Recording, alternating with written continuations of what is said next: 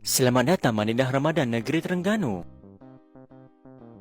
Program Madinah Ramadan diadakan sejak tahun 2018 lagi dengan pelbagai aktiviti seperti berbuka puasa, solat maghrib dan solat tarawih berjemaah serta tazkirah agama. Dengan penampilan penceramah selebriti, makan minum berbuka puasa dan moreh percuma. Ramadan tajalla wa batasama tuba lil abdi idza